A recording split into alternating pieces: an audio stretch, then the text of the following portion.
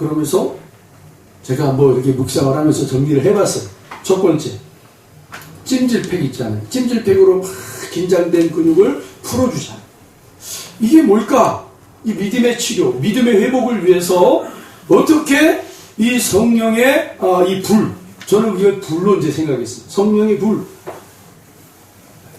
그럼 우리를 풀어줘야 되는데 오히려 성령의 불이 우리에게 평안을 주고 막 능력을 주잖아요. 근데 이게 성령의 불이요, 다양해요. 다양해요. 제가 우리 성도님들은 아실 거예요. 저희의 어떤 그 개념 안에서는 이런 게 있어요. 과연 지옥과 천국은 뭘까? 라는 고민을 한참 동안 제가 한 적이 있어요. 천국과 지옥, 이 차이가 뭘까? 그러면서 제가 깨달은 것 중에 하나가, 성령님이구나. 성령님. 우리 안에 내주하여 주시는 거예요. 그리고 온 만물에 성령님이 운행하고 계세요. 세상 사람들이 경험하지 못했든 느끼지 못했든 알아차리지 못했든 성령님은 운행하고 계세요. 할렐루야. 그런데 하나님의 자녀들은 그 성령님을 느끼는 것뿐만 아니라 내 심령에 모시는 자가 된 거예요. 그리고 그분은 불로 우리에게 역사하세요. 그러면 지옥과 천국의 의미가 뭘까? 예전에 제가 초등학교 때, 그러니까 우리 이제 저 나이대 윗사람들은 국민학교라고 그러죠. 국민학교 때 학교에서 막 겨울에 난로를 가운데다가 딱 설치해요. 그리고 그 난로 주변으로 철망을 탁 만들어 놔요. 네. 그러면 이제 석탄을 가져오고 나무 장작을 가져와서 막 데워요. 아침에 주번이 와서 막 데워요. 그러면 첫 시간에는 별로 뜨겁지가 않아요. 2교시만 되면요, 이 난로 안에 있는 이 불이요, 막 이 석탄에 불이 붙어가지고 확 달아오르면요, 이 두꺼운 난로 있잖아요. 철제로 된 난로가 시뻘겋게 달아올라요. 그러면 친구들이, 가까이 있었던 친구들이 이제 멀리 가려고 해요. 너무 더우니까. 네.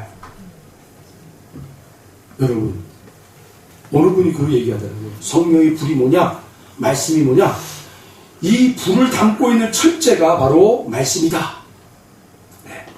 그 철제, 그 난로 안에 들어가 있는 불이 바로 성령의 불이다. 이런 얘기를 합니다. 맞다. 저분이 정확하게 이것을 이런 식으로 이야기하는데 정말 맞는 것 같아요. 우리에게 말씀을 주신 이유가 성령의 불을 여러분 다 감싸 안을 수 있도록 하기 위해. 말씀이 없으면 이 성령의 불이요, 이상하게 막 반응을 해요, 우리가. 그래서 뭐 이단도 나오고, 이단 할아버지도 나오고, 막 사이비도 나오고, 막 자기가 막 주님이 된 것처럼 그렇게 예외치기도 하고. 이 말씀이 기준이 되어 있어요. 그래서 성령님이 그 성령의 불이 그 말씀 안에 다 불이 확 달아오르잖아요. 그럼 어때요? 주위에 온기가 나가요. 따뜻함이 들어가요. 따뜻해지는 거. 그런데 여러분 생각해 보세요. 난로가 만약에 깨졌다고 생각해 보세요. 그러면 그 안에 있는 그 불덩어들이요, 다 삼켜버리는 거야. 다 태워버리는 거야. 마치 지옥이 그렇다는 거죠. 말씀이 없는 자, 예수가 없는 자, 그들은 그 성령의 불에 다 태워지는 거예요. 그런데 그 성령의 불에 태워지고 어떻게 해요? 고통스럽게 죽지만 또 살아납니다. 그것이 계속 반복되는 거예요. 그 불에 계속 반복되는 그 뜨거움 속에 시달며 살아가는 게 지옥이다. 그런데 천국은 말씀을 가지고 있는 자들이, 예수님을 모시고 있는 자들이 성령의 불이 우리를 어떻게 해주는 거예요? 따뜻하게 해주는 거예요. 온기 있게 해주는 거예요. 이게 신학적으로 맞는지 안 맞는지는 저는 몰라요. 그러나 제가 경험해요. 천국과 지옥은 이 차이가 나. 그래서 여러분, 우리의 삶의 자리에, 특별히 신앙의 자리에 성령을 모시고 말씀을 모시고 그렇게 살아내는 그런 여러분 신앙의 삶이 나와야 돼요. 성령님과 함께하는 시간, 네? 말씀과 함께하는 시간, 그리고 말씀으로 성령의 불이 여러분 온화하게 따뜻하게 이웃들에게 온기가 전해지고 사랑이 전해지고, 예? 그런 일들이 우리의 삶의 자리에서 계속 나타나야 우리가 하나님의 자녀로 성령의 불을 말씀으로 잘 융합을 시키고, 그래서 이웃사랑을 할 수 있는 이런 온기 있는 그런 사랑의 온도가 우리 안에 잘 나오게 됩니다. 그런데 찜질팩이 뭐냐? 여러분, 성령의 불이요, 때로는 재정의 불로 나오기도 하고요, 건강의 불로 나오기도 하고요, 관계의 불로 우리를 막 달군단 말이에요. 네? 어떤 이는 재정의 불로 확 다가오면 그거 뜨거워가지고 그것 때문에 막 못 살겠다고 그래요. 어떤 이는 친구 관계 간에 이 불이 와가지고요, 우리를 막 어무럽게 만들고, 내가 배신당기다 저놈의 죽일 놈하고 막 우리 안에 있는 것들이 막 튀어져 나오고, 특히 여러분, 불은요, 우리의 숨겨져 있는 것들이 막 튀어나오게 만들고, 튀어져 나오고, 우리의 더러운 것들이 막 튀어나오게 하는 이 불은요. 여러분, 혹시 시골집, 옛날 시골집에서 쥐불놀이 하는 거 보셨어요? 어렸을 때. 저 그 쥐불놀이 하다가 저희 삼촌들한테 얼마나 많이 맞았는지 몰라요. 어렸을 때. 네가 상간 초목 다 태우겠다, 막 이랬거든요. 그 쥐불놀이를 하려면은 이렇게 다 이렇게 태울 수 있는 곳이 있어요. 거기만 태워야지, 뭐 이걸 막 산하고 붙어 있는 자리에 가가지고 막 가서 막 불을 내면은 안 돼요. 큰일 나요. 근데 여러분, 불을 딱 대면은 거기 안에 숲에 있었던 더러운 것들이 막 지저분한 것들이 막 뛰쳐나오는 거예요, 막. 막 쥐새끼들이 뛰쳐나오고, 뭐, 온갖 그 더러운 짐승들이 막 뛰어나오는 거예요. 숨어 있는 것들이. 불을 대면.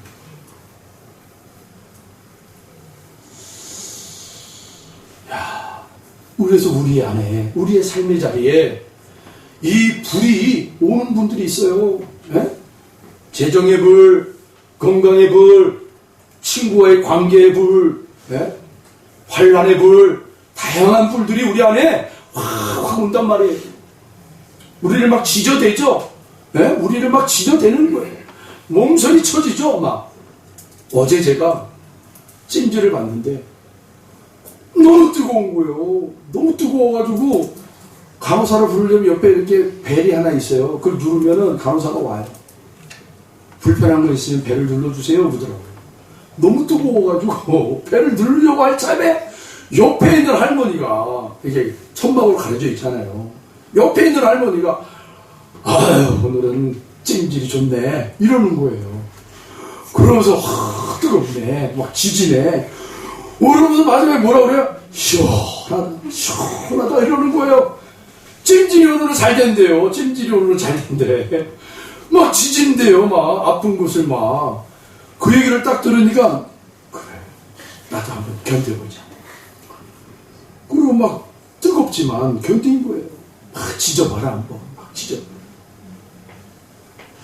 근데 시간이 됐든지 간호사가 탁 들어와가지고는 저를 이렇게 이제 찜질팩을 탁 들쳐가면서 하는 말이, 뭐 이렇게 다른 거 하면서 하는, 선생님 죄송합니다. 죄송합니다. 막 그러는 거예요. 열심히. 왜 그래요? 그러니까. 찜질을 제가 할 때요, 이 찜질에 수건을 덮였어야 되는데, 수건을 없이 그냥 살껴서 그냥 찜질팩을 놔가지고, 그러더니 보니까 여기에, 시뻘겋게 화상을 입은 거예요, 앞쪽으로. 그렇게 뜨거웠던 거예요, 제가. 얼마나 뜨거웠던지, 막, 참을 수가 없을 정도. 저 할머니만 아니었으면 내가 간호사를 불렀을 텐데, 저 할머니 때문에 한번 참아보자, 그래. 이러는 바람에. 어쩐지 너무 뜨거운 거예요. 너무 연신 막 간호사가 와가지고, 죄송합니다, 죄송합니다. 그럼 그날따라 또, 선생님들이 또 이렇게 회지를 돌아요. 여자 선생님이 와가지고, 얘기를 들었는데, 선생님 죄송합니다, 죄송합니다. 저희가 실수했습니다. 그러죠. 괜찮다고. 무안할 정도로 막 그러니까. 괜찮다. 그다음부터 서비스가 180도 달라지더라고요. 계속 들어와서 확인해. 괜찮으세요? 괜찮아요. 네. 여러분, 여러분의 자리에 이러한 불지짐이 있다면, 여러분, 우리가 그것을 어떻게 받아야 되겠습니까?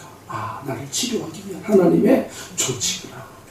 내 안에 숨겨져 있는 더러운 것들을 발견하고 뛰쳐나가게 하기 위해서 하나님이 이 불지짐을 나에게 허락하신 거다. 여러분, 견딜 수 있는 데까지 견뎌보세요. 그렇다고 저처럼 미련스럽게 화상 입을 정도까지 여러분 견디지 마시고, 그러나 하나님 말씀으로 약속하셨어요. 너희들 감당할 만큼의 시험만 내가 줄게. 할렐루야. 네.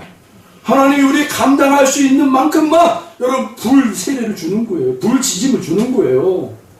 그러니까 여러분들의 삶의 자리에 겪고 있는 그 환난과 고통은 우리가 충분히 감당할 수 있는 것들이. 그런데 하나님 나 죽었어요. 하나님 나 이제 도무지 못하겠어요. 그때 우리 안에 있는 것들이 뒤쳐나가는 거예요. 그때까지는 우리가 그렇게 하나님 앞에 하소연을 안 해요. 하나님 앞에 두 손 두 발 안 들어요. 고집이 세가지고. 그러니까 하나님이 때로는 네 고집을 내 꺾어야겠다. 불지짐을 그냥 확 주지. 그때 여러분, 하나님 감사합니다. 내 나라의 사람들이요, 하나님 앞에 갔어요. 이 내 나라 사람들을 한 사람 한 사람씩 하나님이 너는 지옥이다, 너는 지옥이다, 너는 지옥이다, 너는 지옥이다, 하나님 명령하시는 거예요. 근데 마지막 사람에 대해서 하나님이 야 너는 천국으로 가라 이러는 거예요.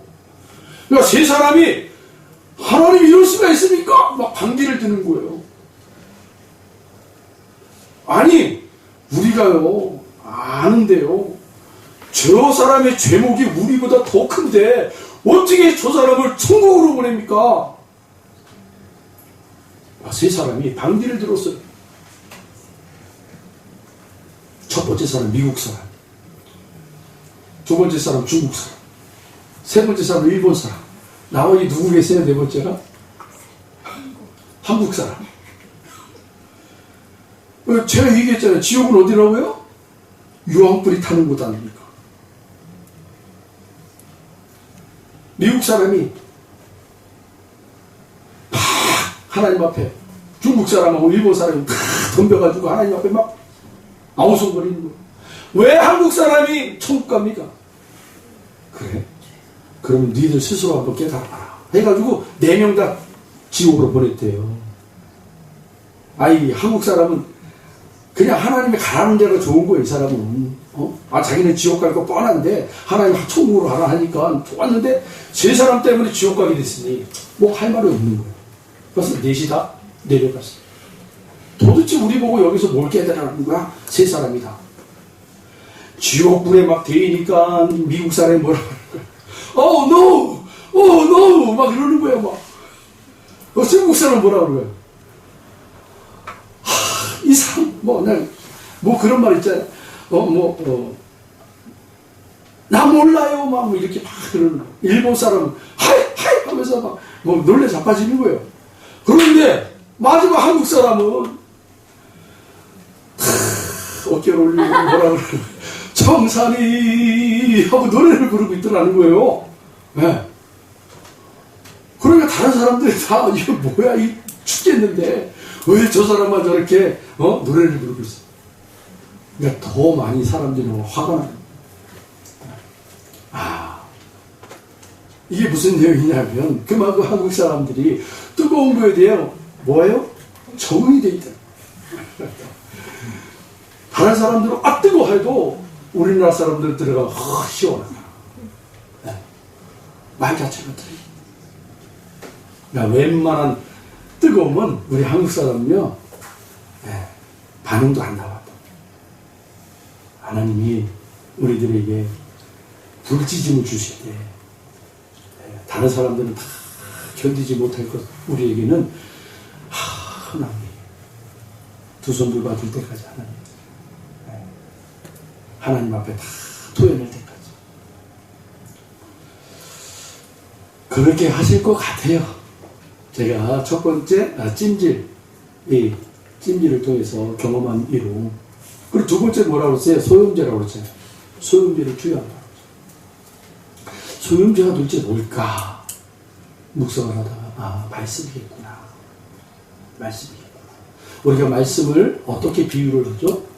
콩나물을 여러분 자라게 하는 그 비유를 우리가 종종 많이 얘기를 해요. 콩나물에 물을 부으면 여러분 물이 쭉쭉 내려가요. 빠져나가요. 그런데 어느 순간 콩나물이 자라나. 마치 말씀을 받는 우리 성도들. 아무 느낌이 없대요. 간호사가 와가지고 재차 설명해 주는 거예요. 선생님, 이거 부착을 했지만 지금 이 안에 소염제가 선생님 이 근육 조직으로 지금 들어가고 있어요. 그래서 염증이 있는 것을 직접 치료하고 있는 거예요. 라고 얘기해요. 여러분, 말씀을 받을 때, 내가 감동이 없어. 오늘은, 우리 목사님 말씀이 시원찮네. 오늘은 내가 영 기분이 안 좋네. 어떤 분들은 막 기쁘고, 어떤 분들은 막 짜증나고. 말씀이요, 여러분의 심령 가운데 계속 들어가고 있어요. 할렐루야. 우리의 감각이 알아차리지 못한 그런 하나님의 방법으로 계속 말씀을 우리에게 보내주고 있어요. 믿으시기 바랍니다. 오늘 본문을 보시면 15절이에요. 우리 15절 말씀을 같이 한번 읽어볼게요. 그의 명령을 땅에 보내시니 그의 말씀이 속히 달리는도다. 할렐루야. 그의 명령을 땅에 보내시니 그의 말씀이 속히 달린다라고 얘기하고 있어요. 속히 달린다. 할렐루야.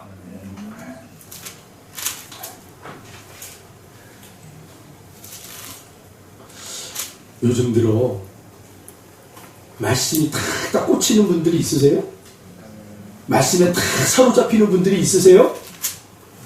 삶의 자리에서 열심히 일하고 있는데도 불구하고 말씀이 딱 갑자기 막 생각나는 말씀들이 있으세요? 하나님의 말씀이 속히 달리고 있는 거예요. 여러분들에게 하나님의 말씀이 속히 달려가고 있는 거예요. 하나님의 말씀을 보내고 있는 거예요. 네. 왜요? 뭘 하시기 위해서요? 하나님의 말씀을 보내시는 이유는 단 한 가지예요. 생명을 살리기 위해서. 하나님의 관심은 생명에 있어요. 생명. 창세기 45장인가? 아마 그럴 거예요. 요셉이 형들에게 그렇게 구박덩어리였잖아요. 그리고 마지막에는 형들이 모의하여 저 요셉을 죽여버리자. 그래서 구덩이에다 집어넣었다가 야, 우리가 이렇게 죽여서 되겠냐. 우리 그래도 형제인데 우리 손에 피를 묻히지 말자. 그렇게 해서 미디안 상인이 저 멀리 상인들이 걸어가는 것을 보자마자 야, 우리가 그냥 이 동생을 저 미디안 상인에게 팔아버리자. 노예로 팔자라는 거예요. 그래서 노예로 팔아버립니다. 그리고 이 요셉이 어린 나이에 노예가 돼서 애굽 땅에 종으로 팔려가잖아요. 그것을 어짜여짜 해가지고 이 요셉이 어떻게 된 거예요? 하나님의 은혜로 애굽의 총리가 된 거예요. 할렐루야. 인생 역전이 일어난 거죠. 우리 성도님들의 자리에도 이런 인생 역전이 일어날 줄로 믿습니다. 그런데 인생 역전을 받은 사람들이 와, 나 인생 역전했다. 내 그 지난날 그 어려움과 고난과 눈물을 하나님이 드디어 나에게 이렇게 회복의 은혜를 주셨구나. 할렐루야. 이렇게 생각하시는 분들이 있어요. 맞아요. 기뻐하세요. 그러나 인생 역전을 시킨 이유가 있어요. 하나님의 도구로 사용하기 위해서요. 생명을 구원하기 위해서요. 온 나라에 여러분 이제는 흉년이 들어가지고 이웃 나라고 어느 나라든 다 이게 먹을 것이 없어가지고 그들이 다 똑같이 듣는 것 중에 하나가 뭐예요? 야, 저 애굽에는 곡식이 풍성하더라. 이 소식이 누구까지 들린 거예요? 요셉의 형제들까지, 요셉의 아버지 야곱에게까지 이게 들어간 거예요. 야, 그러니 우리도 가서 한번 곡식을 좀 얻어보자 하고 이 야곱이 아들들을 보내요. 아들들이 가서 봤습니다. 와, 정말로 소문대로 애굽의 땅에 풍성한 곡식이 넘쳐나는 거예요. 귀한 물건을 가지고 와서 바꿔달라는 거예요. 요셉이 알아차리죠. 아, 형들이구나. 여차여차해서 형들한테 자기 신분을 가르쳐주고 뭐라 그래요? 집에 가서 아버지와 나머지 식구들 다 데리고 오라는 거예요. 다 데리고 와라. 내가 여기서 살게 해주겠다 라고 얘기하는 거예요. 그래서 형들이 가서 야곱 아버지와 함께 식솔들을 다 데리고 옵니다. 그런데 형들에게는 두려움이 있었어요.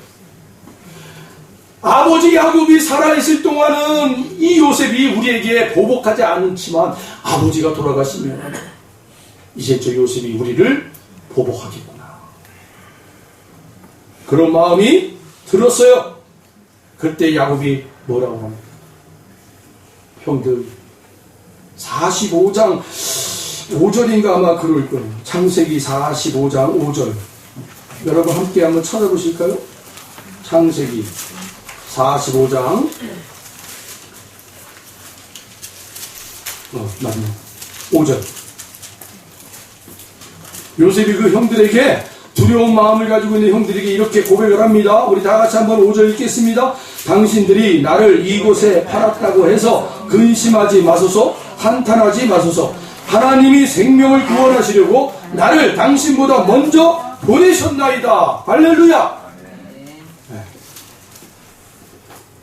하나님이 말씀을 보내시는 이유는 저와 여러분을 통해서 생명을 구원하기 위해요. 아멘. 아멘. 생명을 구원하기 위해서요. 이 사실을 여러분 잊지 마시기 바랍니다.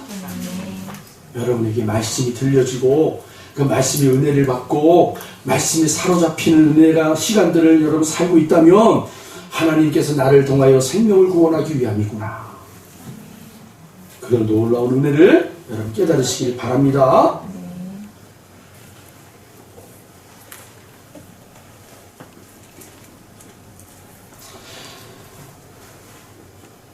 여러분, 세상으로부터 받은 그러한 상처들이 우리의 믿음에 염증이 되고, 그래서 그 염증들이 계속 일어나게 되면 이 믿음이 제대로 발동을 못해요.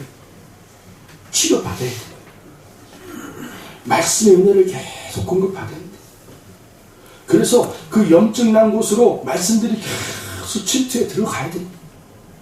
시편 121편에 보면 시편 기자는 이렇게 얘기하고 있어요. 하나님은 우리를 지키시는 자라고 그렇게 노래하고 있어요. 그 중에 여러분 시편 121편 3절에 보면 이 시편 기자가 아주 놀랍게 이렇게 얘기를 하고 있어요. 여호와께서 너를 실족하지 아니하게 하시며 너를 지키시는 이가 졸지 아니하시리로다. 아멘. 그 하나님의 말씀이 우리에게 계속해서 밀려 들어오고 있습니다.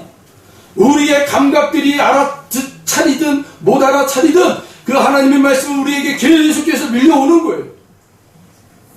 그런데 시편 기자가 뭐라고 그랬어요? 그 하나님은 졸지도 아니하시고 주무시지도 아니하시고 너를 지키시다. 할렐루야. 하나님이 지키시기 위해서 하나님의 말씀을 우리에게 보내시는 거예요. 세 번째 정기자극이에요. 즉 하나님의 나타나심. 이것을 좀 더 풀자면 이런 방법이에요. 이렇게 은혜가 되더라고요. 전기자극을 주는 이유가 뭐예요? 제가 간호사님한테 물어봤어요.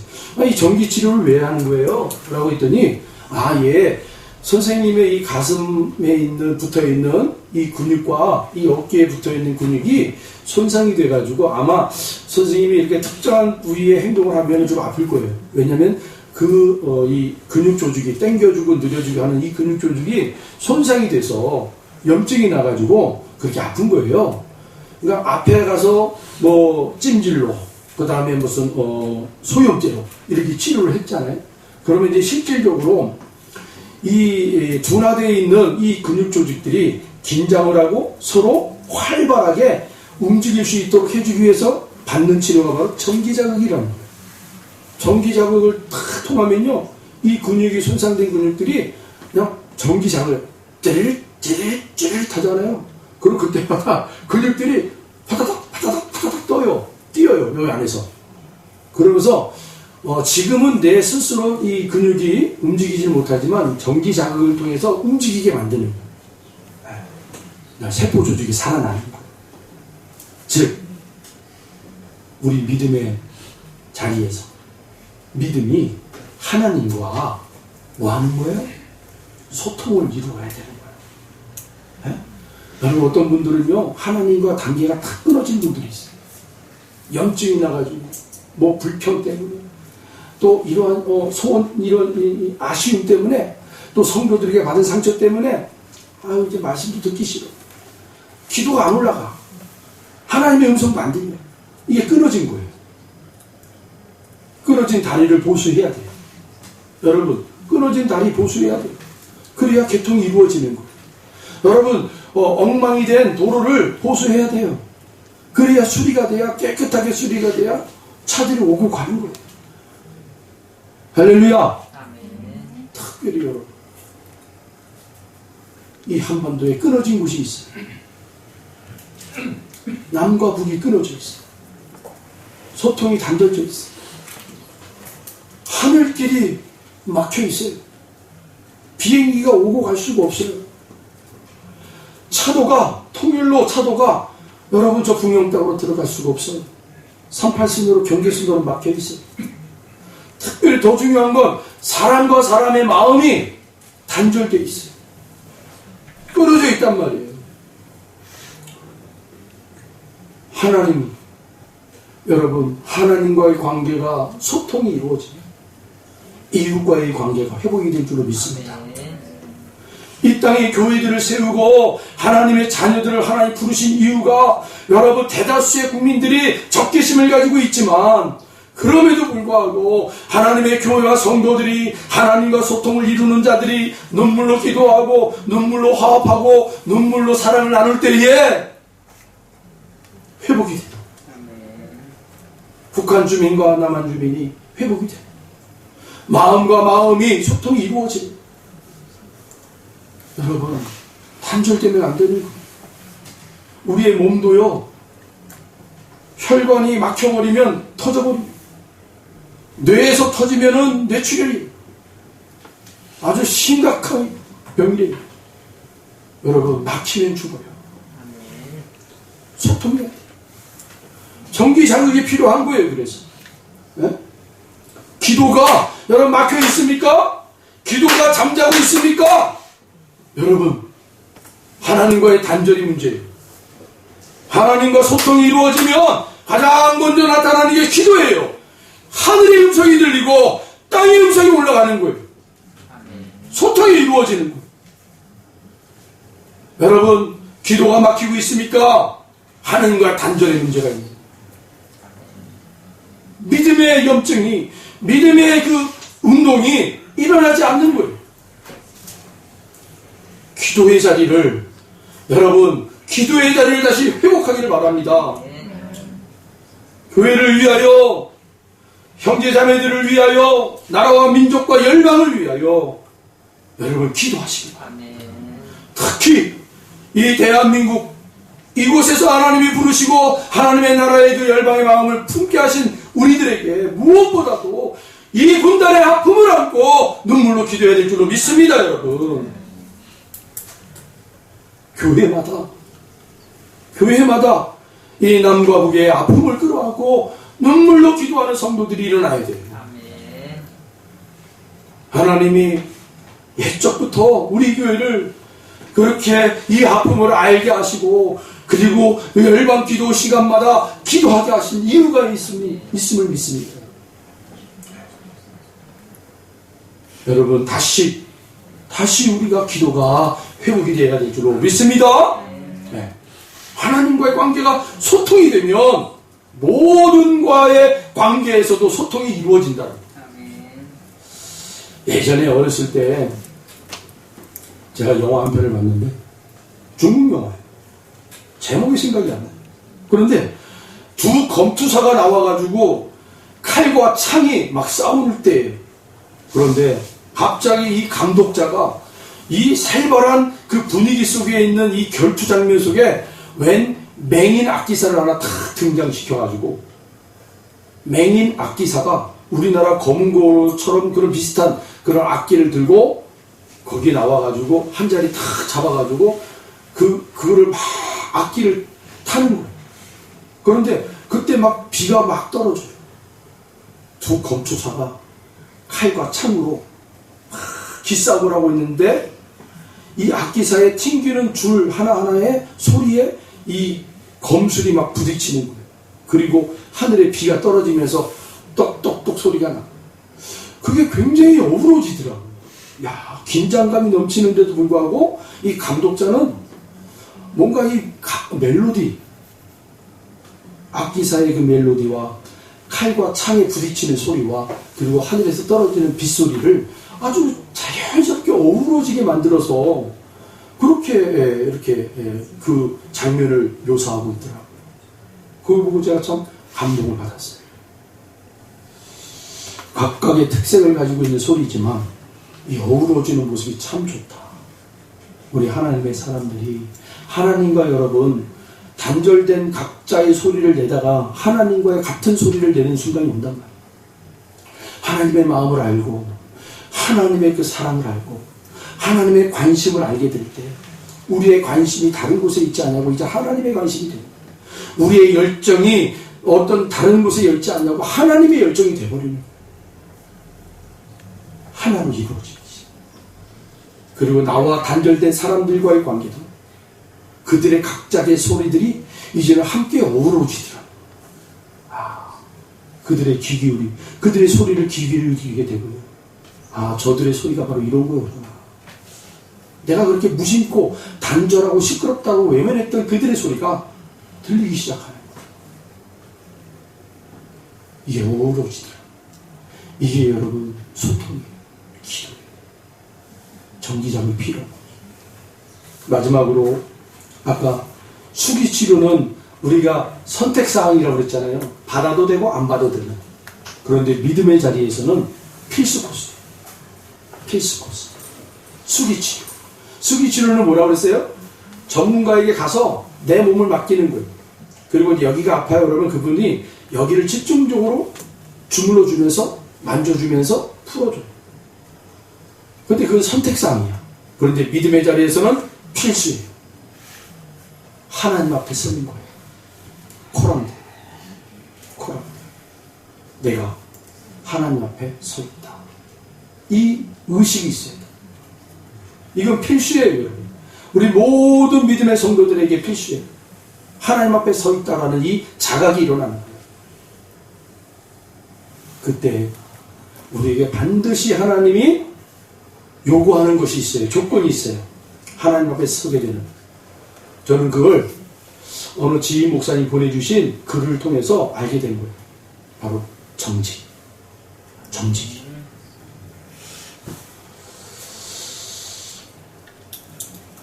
그 지인 목사님이 보내주신 글은 이런 거예요. 남을 속일 수 있는 기회가 있다면 사업을 하다 보면 남을 속일 수 있는 기회가 참 많이 생깁니다. 미국에서는 의사들이 구속되는 경우가 많은데 그 이유는 보험료를 속이기 때문입니다. 보험 가입 환자가 하지 않은 검사도 리스트에 체크만 하면 그 주에 보험료가 병원으로 들어옵니다.